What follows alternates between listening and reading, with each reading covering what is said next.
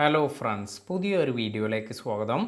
യൂട്യൂബിലെ ഏറ്റവും പുതിയൊരു അപ്ഡേറ്റിനെ കുറിച്ചാണ് ഇന്നത്തെ വീഡിയോയിൽ പറയുന്നത്.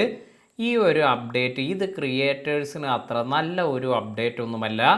അതായത് ഇപ്പോൾ യൂട്യൂബ് എൻ സ്ക്രീനിൽ വന്നിരിക്കുന്ന ഒരു അപ്ഡേറ്റിനെ കുറിച്ചാണ് പറയുന്നത്.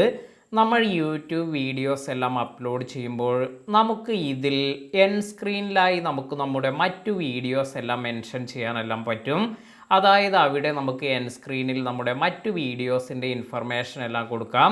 അതിനാൽ തന്നെ വ്യൂവേഴ്സിന് നമ്മുടെ മറ്റു വീഡിയോസ് എല്ലാം ഇഷ്ടപ്പെടുകയാണെങ്കിൽ എൻ സ്ക്രീനിൽ ക്ലിക്ക് ചെയ്തതിന് ശേഷം ആ വീഡിയോ എല്ലാം അവർക്ക് കാണാനെല്ലാം സാധിക്കും.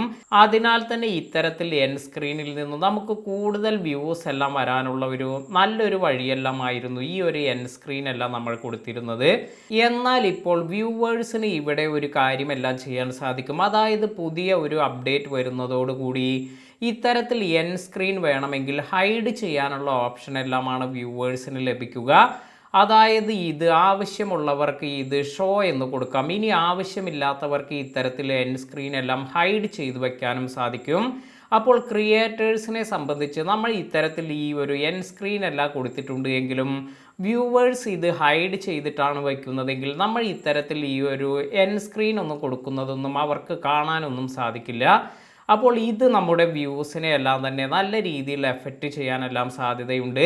എൻ സ്ക്രീനിൽ നിന്ന് നമുക്ക് വരുന്ന വ്യൂസ് എല്ലാം കുറയാനെല്ലാം ഈ ഒരു അപ്ഡേറ്റ് എല്ലാം കാരണമാകും. വീഡിയോ ഉപകാരപ്പെട്ടുവെങ്കിൽ ലൈക്ക് ചെയ്യാനും അതുപോലെ നിങ്ങളുടെ യൂട്യൂബ് ചാനലെല്ലാം ഉള്ള സുഹൃത്തുക്കൾക്ക് കൂടി ഈ ഒരു വീഡിയോ എല്ലാം ഷെയർ ചെയ്ത് കൊടുക്കാനും മറക്കാതിരിക്കുക.